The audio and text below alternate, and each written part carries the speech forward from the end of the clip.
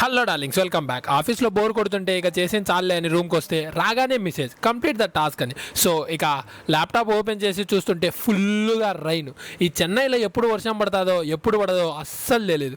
ఇక అలా చల్లగా బయటికి వెళ్ళి బజ్జీలన్నా తిందామని స్టార్ట్ అయిపోయాం. ఈడ పడింది 10 నిమిషాలు. ఈ రోడ్లన్నీ వాటర్ చూడండి ఎంత పారుతున్నాయంటే అంతగా పారుతున్నాయి.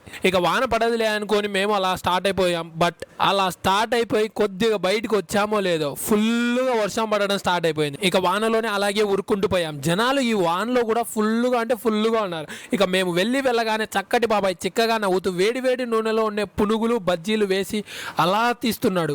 మేము ఇక వర్షంలో చల్లటి వానకి వేడిగా 2 ప్లేట్ల పునుగులు చెప్పాము. ఆహా, ఆ వానని చూస్తూ అలా గబ్బ 2 ప్లేట్లు అలా తినేసాం. తర్వాత 3 కట్ బజ్జీలు చెప్పాం. బజ్జీలు మధ్యలో కోసి ఎర్రగడ్డలు కారం పొడి నిమ్మకాయ రసం వేసి అలా ఇచ్చారు. అలా నోరు ఊరుతుంటే బజ్జీ తీసి నోట్లో పెట్టుకొని హాయిగా తిన్నాం. పొగలు పోతున్నాయి. అలా వేడి నూనెలోంచి బయటికి తీసిన వెంటనే ఇలా ఇచ్చారు కాబట్టి చాలా అంటే చాలా వేడిగా ఉన్నాయి. ఇక అక్కడే ఉన్న ఒక చిన్న పిల్లాడితో కొద్దిసేపు ఆడుకొని ఇక రిటర్న్ అయితే వచ్చేసాం. ఇక రిటర్న్ వచ్చేటప్పుడు ఫుల్గా ఇంకా వాన పడిపోయింది.